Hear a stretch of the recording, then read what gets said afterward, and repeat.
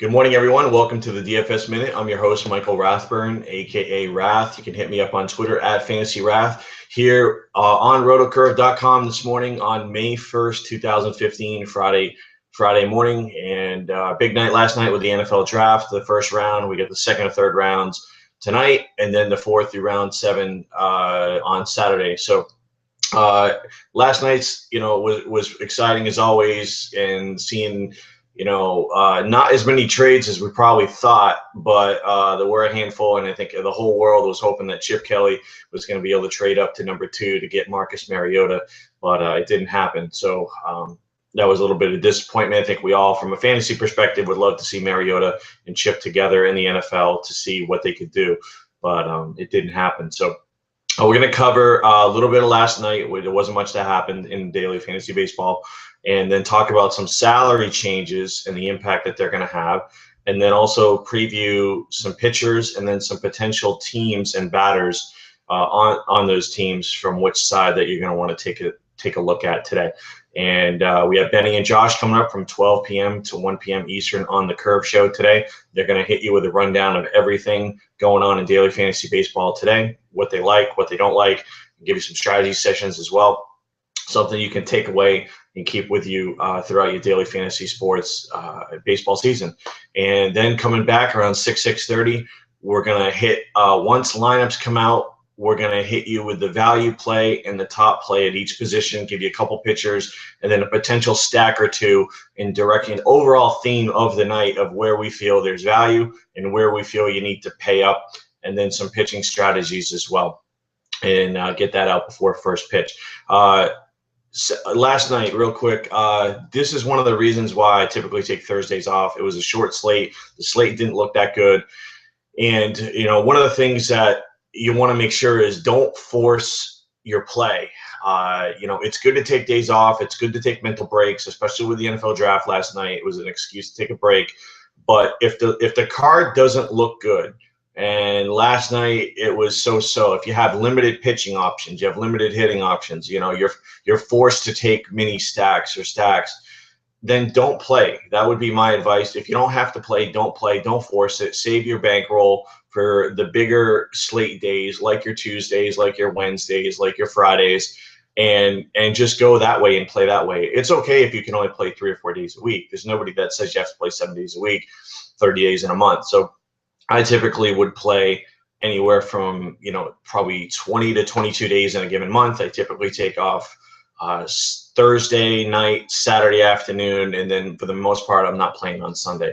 A lot of it's availability if I'm going to be around, and then also it's mental breaks as well, and not being having to be locked into playing daily fantasy baseball every single day. The beauty of daily is that, yes, you can play every day, but you don't have to play every day. You can play whenever you want.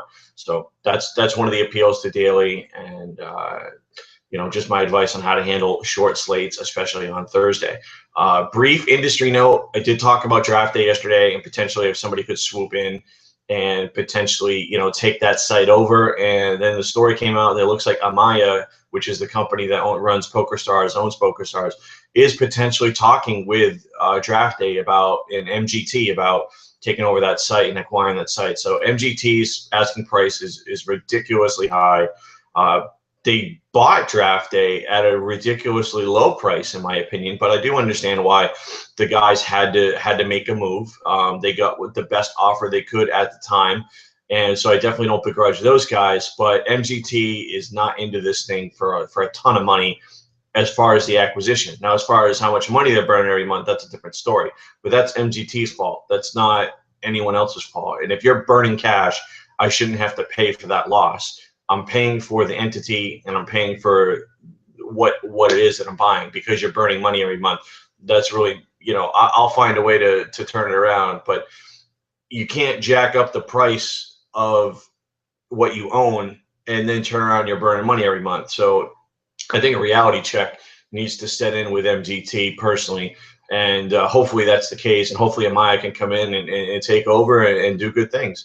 If they don't, they're going to do their own thing. But programming and building a site can take a year, and that's probably something that they don't have. If they're looking to get into NFL, they're gonna have to probably go and take over draft day. That would be the best route to take to get into NFL, because developing a daily fantasy sports site is pretty much a 12-month task from beginning to end to get to the point. And even then, it's still something that is always a work in progress. And I think we're seeing some of those struggles with a site like Fantasy Draft that came out with a really slick looking site and a lot of fanfare, and they haven't even launched MLB yet. So it's not easy. You know, a lot of people think it's like building a regular website. It's not. This is a 12 to 18 month process, and it just isn't something that happens overnight. And a lot of things can go wrong, and development costs and programming costs are extremely expensive. So just be aware that, you know, those are some of the background things that go on in daily fantasy sports. I've worked behind the scenes for several years, and it's just not something that can happen quick. Salary changes for tonight. FanDuel is back to, you know, we had that sweep, looks like over the weekend, where they dropped 90% of the player pool.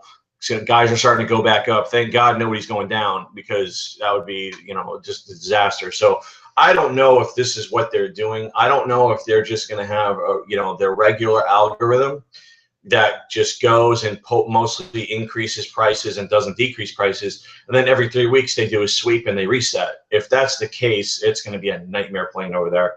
I really hope that's not the case. I hope that sweep was like a one-time thing and they don't continue to do it. But who knows? The company line is all over the place. They tell you one thing, they say a different thing. So I really don't know. But just keep an eye on it, because it definitely impacts how you're going to play and where you're going to play. Chris Heston has gone up to 5,900. He was extremely cheap. So 5,900, he's still extremely cheap, but he was just so cheap that it was almost an automatic play. So he's up to 5,900, went up $1,100. Braun's up 600 to 3,600. Again, for him to be at 3K is kind of a joke. Cabrera is up 400 to 5,300, and then Goldie is up 400 to 5,200. So those are the main guys that I saw that went up on FanDuel. Over on DraftKings, as we know, they do have that dynamic pricing, which, you know, depending on the pitcher, depending on the park, it can go up and down on any given day. There are a lot of ups and downs today. There's at least 10 teams on both sides that have gone up and down. I'm not going to rattle them all off, but I do find 3 ups and 3 downs that I think that you want to definitely be aware of. The 3 teams, it looks like, where the salaries have gone up the most are the Texas Rangers, the Tampa Bay Rays, and the Cleveland Indians for today. And then on the other side, it looks like the 3 teams that have dropped the most are the Colorado Rockies, Pittsburgh Pirates, and the St. Louis Cardinals. Now, the Pirates and the Cardinals are playing each other. That's Lynn against Burnett, and you got some right-handed bats in that game, and then also obviously the Cardinals do have some lefties. But it looks like, you know, what they've done in that St. Louis Pittsburgh game has just dropped everything across the board, and that's understandable. You got 2 pretty good right-handed pitchers that can strike guys out in a pitching-friendly environment, so definitely can understand that. The pitching matchup of the day, Matt Harvey against Max Scherzer. Harvey's a 110 favorite, total is 6. In this situation, I talked about this with Tony Sincata on the dailyroto.com podcast the other day. If I'm looking at a one-pitcher site, which is pretty much FanDuel at this point, I do not like to take an ace when he's going against another ace, especially in the National League, and here's why. This is, you know, projected to be about a 3-2 game, or, you know, about that, as a run total is 6. So let's say 3, 3.5, 2, 2.5. Okay. What's going to happen is this game is going to be close in the later innings, and the team is going to then pinch hit the pitcher because of the National League, because if they have a couple runners on base, they're going to want to get a run in. And so what happens is the pitcher ends up getting a no decision a lot of times. When you have 2 aces going in a low-scoring game, they get a no decision, you don't get the win. If you don't get the win on FanDuel, and I'm going to talk about this in my article today on RotoWire, especially for tournaments, pretty much at this point, you know, you need 12 to win your heads-ups and 50-50. So you can get away with getting a win about half the time. But if you got to get to 12, you got to get 7 innings, 7 Ks, 2 earned runs, and then put yourself – that's 12. Put yourself in a position to get the win half the time. If you get to 12 for the most part, unless your hitters crap out, you should be okay. Now, for tournaments, you got to get to 15 or 16 now at this point. Okay, so that's a big difference. So what that means is you got to get your 7 innings, 7 Ks, 2 earned, but you've got to get the win. And in order to get to 16, I'll drop you a stat. What I found is in order to get to 15, 16, you got to hit the win about 90% of the time. So if you don't hit the win, unless you just get an incredible performance and a guy happens to get a bad luck, no decision, that's really what it comes down to. But 90% of the time, you got to pop a win to get a 15 or a 16 on FanDuel. Those are the numbers based on 2014. And so it puts you in a really tough spot, and it limits the players that you can take. And really what it means is you have to focus on taking the pitchers against the extremely worst teams in the league. So with tournaments, you're not spending as much on pitchers. So you've got to find an optimal matchup against a bad team, a bad opposing pitcher, a team that strikes out a ton. Maybe it's a lineup that is decimated like the Brewers. Maybe it's a team that strikes out a ton like the Astros. Maybe it's a team whose lineup stinks like the Phillies. So you just have to find the 3 or 4 teams in a given day that are the absolute worst teams, either against a lefty or against a righty, and then find that lower price pitcher that you feel is in a good situation where it's a low total, he can get the win, he can get the strikeouts, he can get the innings, and then you got to pick your spots. That's really how you're going to play a tournament pitcher on FanDuel. When it comes to 2-pitcher sites like DraftKings and Aces, it's a completely different strategy. Really what you're trying to do is take an ace with a value pitcher. In my opinion, that's what you should do for the most part. Now, there is opportunities where you can take 2 aces and then stack, and that's a totally different strategy for large field tournaments and if you have multi-entry. But if you just fire in one single bullet into a tournament, you typically are going to want to try to find the best pitcher of the day, and then you're going to find the best value pitcher of the day, and hopefully you get to 40 or 50 points on DraftKings. And then you just try to get a couple of big hitters and then find your value hitters that are hitting at the top of the lineup against the worst pitching. So as far as today goes, Harvey would be a guy I would look at on a 2-pitcher site. Absolutely, for sure, would be a lock and to get him in. Scherzer, on the other hand, I probably would only use him if I had multiple entries floating out there in the tournament, and then I would, if a ton of people are not going to be on Scherzer. He was coming off an injury. I really don't like taking guys coming back off an injury. It wasn't a bad injury, but still, he did miss a start. So from that perspective, Carrasco is -125 against Toronto. Now, that line seems low. However, Cleveland's off to a bad start. Carrasco's pitched incredible. You can strike out tons of bats. The problem is he's going against the Blue Jays, and outside of Edward Encarnacion has really struggled so far this year against righties. Bautista, Donaldson, and Travis have mashed against right-handed pitching. So Carrasco's a guy you have to proceed with caution, and is more of a tournament play for me. You can't play him in heads-ups and 50-50s because the blow-up factor is just too huge. The guy, one of the guys that I always like to look at in 50-50s and heads-ups, especially on a 2-pitcher site like DraftKings, is Lance Lynn, especially Lance Lynn at home, going against the Pittsburgh Pirates, who really struggle against right-handed pitching. They're a very right-handed heavy lineup outside of Neil Walker, who can switch hit, and Gregory Polanco for the most part. But it's a lot of righties. McCutchen's not right. His knee is clearly bothering him, and I'm really concerned that McCutchen is going to end up missing some serious time or the rest of the season if he continues to play on the knee. Early on he was hurt. It sounds like he might have got a cortisone shot. The cortisone shot is probably wearing out. But everybody I've talked to a couple people who have contacts, with the Pirates, just said the guy's not right. Doesn't look right. So I'd be, just right now, I think you can pick on the Pirates for your right-handed starters. So Lance Lynn is an absolute must-play for me in cash games, 50-50 heads-ups. Harvey and Lynn would be a really nice pairing tonight that I think you can go with. As far as on the value side, I think Chris Heston is in a pretty nice spot. So if you want to go like Matt Harvey, Chris Heston in a tournament, I think that would be an interesting combination because it gives you some upside and it gives you a floor. He's at home. He's going against C.J. Wilson, and the Angels really struggle against right-handed pitching. So I think this is a really good spot for Chris Heston, who's pretty cheap out there. Like I said, on FanDuel, he's 5,900. So he would be a great tournament pitcher on FanDuel tonight, especially because then it would allow you to load up on bats. Let's talk about some of the teams that I would look to target tonight from a hitting side, and I'll give you the bats that I think you want to take a look at. Again, these are preliminary looks. I'm not giving you plays, so to speak. We're going to do that with Benny and with Josh from 12 to 1. That's what they focus on. Really, I'm just trying to give you a landscape of what you want to look at tonight when you're building your lineups, when the lineups come out, who's hitting where, who's doing what. First off, start off with the Reds. Left-handed bats going against, basically, I'm going to call the guy Mike Fulte because his Fultonowitz or whatever his name is for the Braves. Guy that's probably not ready to pitch in the major leagues, but you have an injury situation or a spot start, so you got to roll him out there. So the Reds left-handed bats, first thing that comes to mind is Joey Votto. Probably want to look at Billy Hamilton as well. Now here's the thing with the Braves. If Billy Hamilton can probably steal on anybody at this point. He could probably steal on Menino Santiago or Johnny Bench or whoever. I tend to not like taking speed guys when Betancourt is catching, because Betancourt has one of the best arms in baseball.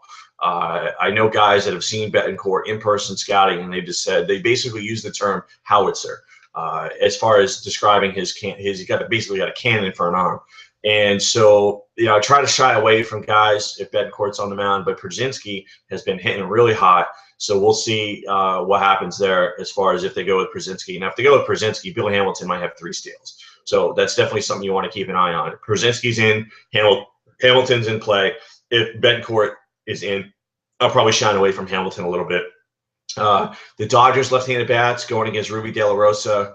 Ruby De La Rosa actually has a pretty good strikeout rate, but the Dodgers left-handed bats right now are just mashing right-handed pitching.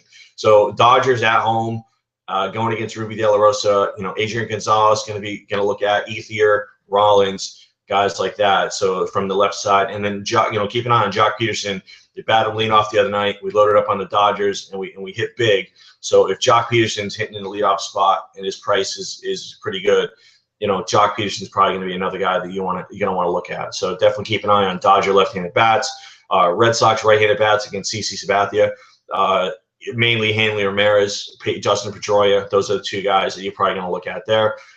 Yankees left-handed bats against Justin Masterson. Justin Masterson does not get left-handed batters out. He never has. He never will. So you got Ellsbury, you got Gardner, and you got some other guys there, more towards the bottom of the lineup. But I think Ellsbury and Gardner, you're probably going to want to have 1 or 2 of those guys, especially in a tournament, because they could really go off. A's left-handed bats going against Colby Lewis. So, first thing that comes to mind is Stephen Vogt is a guy, Ike Davis possibility, but there's so many limited options at catcher that whenever you can catch Stephen Vogt going against a weak right-handed pitcher, he's almost a must play, because he's hitting a real prime lineup spot. So Stephen Vogt's probably going to be a guy I'm going to be looking at. And then the last one would be the Mariners left-handed bats going against Sam Denuno, who is a spot starter here for the Astros. So the first thing that comes to mind with the Mariners would be a guy like Robinson Cano. Seth Smith is always a guy that's in play, and even possibly Logan Morrison would be somebody that you would look at. So those are some plays that you want to take a look at for today. Once lineups come out, hit Benny and Josh from 12 to 1 Eastern with the Curve Show. Hit us up in the forums, hit us up in the chat, hit us up at RotoCurve on Twitter. These guys and myself are readily available throughout the day. If you have detailed questions, I definitely suggest that you put them in the forum. Hit us up in the chat room with just if you want to know, hey, who do you like for this particular team or position, or who's your best value guy for the day, that kind of thing. But if you want detailed strategy advice, I would definitely suggest hit us up in the forum, make a post. And that way there, several of us can come in and respond to that and give you a detailed explanation. We only have a 1-hour show. We got to go through all the games. We got to go through the picks, and we got to go through our strategy session. So doing it on the show really is not something that is good for us. We want to make sure that we hit everything we need to for the day. But hit us up in the forum with any of those detailed overall strategy questions, and we'll definitely be sure to respond back to you. As we always say here at RotoCurve, stay classy, DFS.